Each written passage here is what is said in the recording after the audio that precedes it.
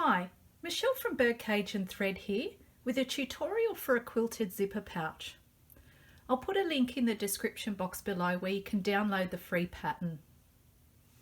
This zipper pouch is about 11 inches long by 4 inches wide and 4 inches high, and it has an oval shape to it. The bag itself is quilted, so the lining is quilted to the outer and the raw ends are covered with binding. It's very easy to sew and it takes minimal requirements, as you only need an outer fabric, lining fabric, batting, binding fabric and a zipper. So let's take a look at what we need to get started. So to make the zipper pouch, you'll need outer fabric, batting and lining fabric. The batting can be anywhere from lightweight to medium weight. I'm using a fusible here, but you can also use a non-fusible, as we're going to quilt the whole thing. The measurements for these fabrics are 15 inches wide by 12 inches high, so you'll have one each of the outer batting and lining of that size. The next thing you'll need are 2 binding strips. Now these need to be cut on the bias, as the binding's going around a curve. So you need 2 pieces at least 18 inches long by 2.5 inches wide.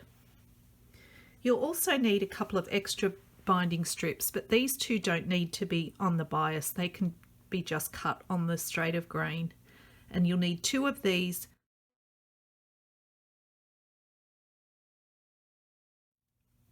The last thing you need is a zipper. The zipper I have here is 22 inches long, but you can get away with a 17 or 18 inch zipper.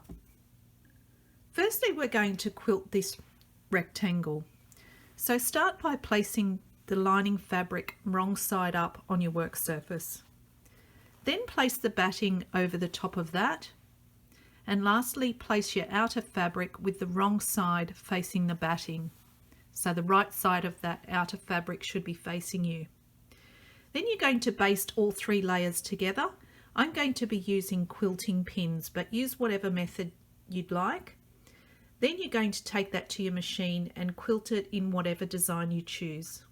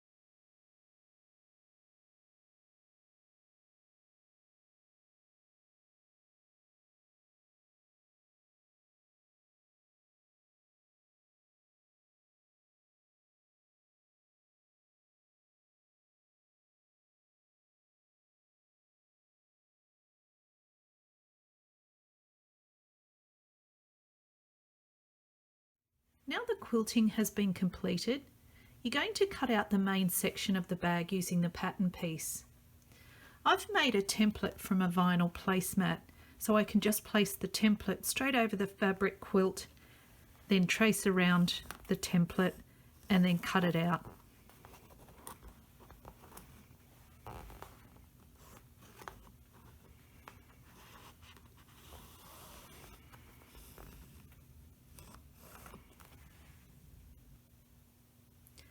Now your main bag piece is cut out, we're going to attach binding to this curved edge here. So take one of your bias binding pieces and fold it in half lengthwise, wrong sides together. Then you're going to attach the raw edges of the binding to the raw edge along this curved edge here.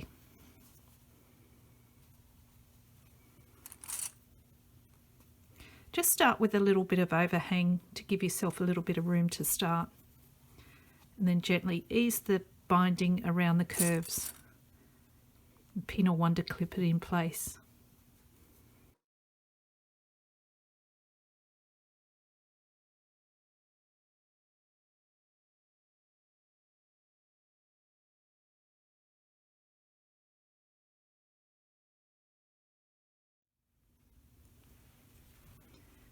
Then using a 1/4 inch seam allowance, you're going to sew the binding to the edge there.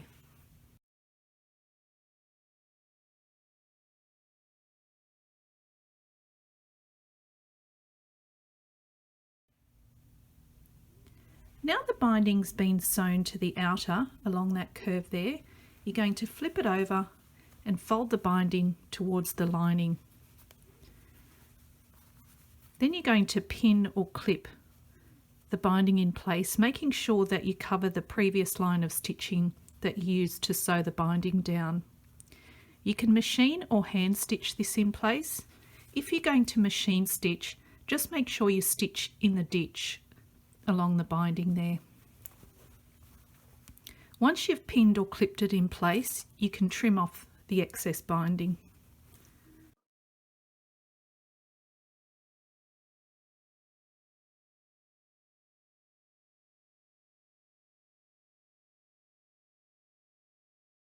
Now that the binding has been sewn to both curved edges, we're going to attach the zipper. So take the zipper and place it wrong side up on your work surface. Then you're going to make a mark on the open end of the zipper, just past the zipper pull, across both sides of the zipper tape. Next, you're going to place the zipper right side facing up on the wrong side of the bag, and then open out the zipper pull. So your zipper is now separated. Still with the right side of the zipper facing up, take the top zipper tape and flip it so that the wrong side is facing up. Then you're going to line up the mark that you made on the back of the zipper to the raw edge of the fabric there and place a wonder clip. Next, you're going to repeat the same with the other side of the zipper tape. It's right side facing up now, but you're going to flip it over so the wrong side is facing up, then lining up the marker on the zipper with the raw edge of the fabric and place a clip to hold that in place. Now the zipper is orientated correctly, we're going to continue clipping the zipper to the edge of the binding, and when you pin or wonder clip the zipper tape to the binding, you're going to place the zipper teeth about 1/8 of an inch from the edge of the binding. And it's best to place the wonder clips upside down when you're doing this, as you're going to be sewing from the right side of the fabric, or the outer side of the fabric. So you'll be sewing in the ditch along this section here. So continue pinning both sides of the zipper along each of the binding edges. As you can see, I've now wonder clipped the zipper tape to that curved edge. Another option, if you don't want to use wonder clips, is to hand baste the zipper in place temporarily, or you could use double-sided tape on the very edge of. Once you've basted or clipped in place, you're going to turn the bag over and you're going to stitch in the ditch along the binding there, between the binding and the bag itself. You're going to repeat on both sides.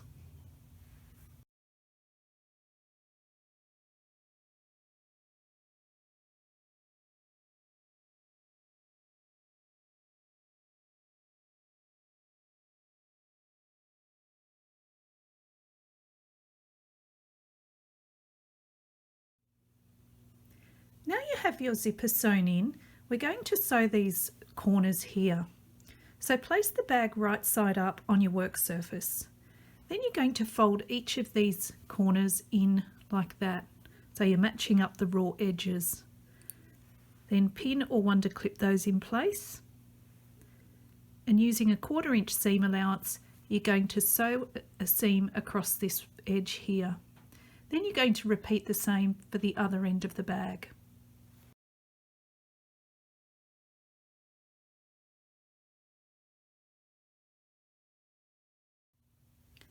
Now that you have the two corners sewn, you can trim off both ends of the zipper in line with the raw edge.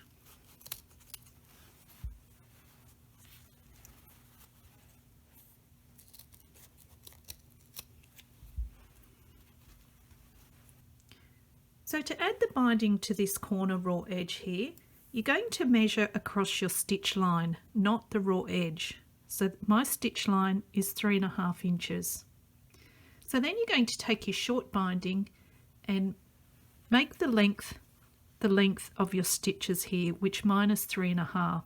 So press the raw ends in to the wrong side, like that, so it measures the same as your stitch line from fold to fold. Once you've done that, you're going to place the binding long raw ends together, and so that the wrong sides are together. Then you're going to line up the raw edge of the bag with the raw edge of the binding. You'll have a little bit of overhang, so just make sure that's even there. Then clip that in place. Next, you're going to sew a seam using a 1/4 inch seam allowance. Sew across that edge there, and just as you did for the binding previously, you're going to turn the binding to the other side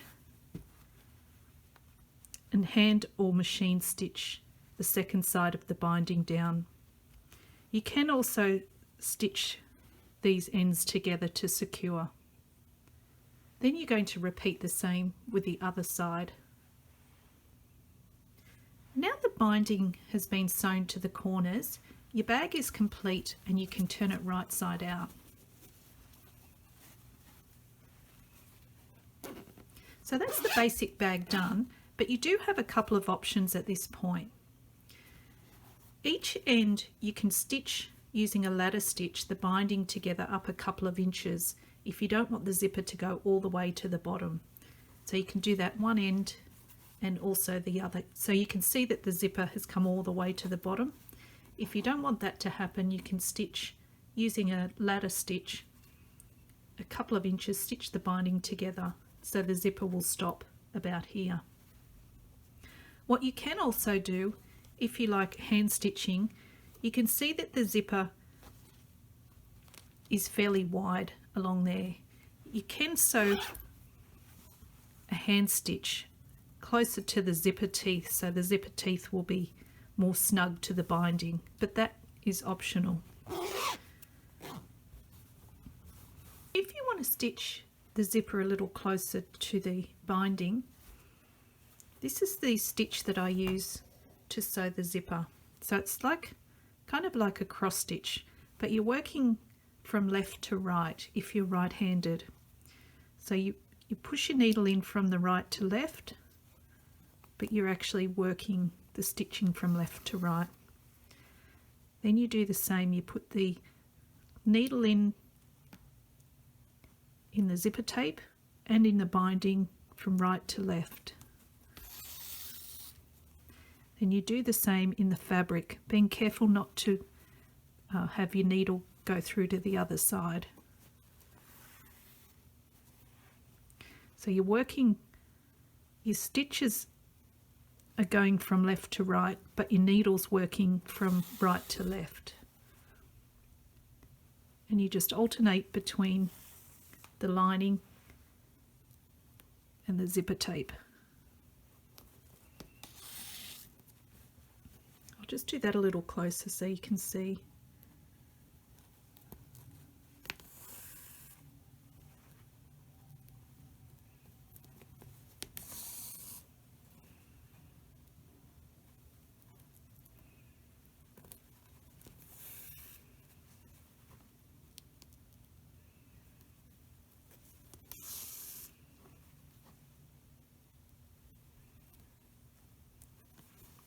Just making sure that your needle and your stitches don't show on the other side as you're working.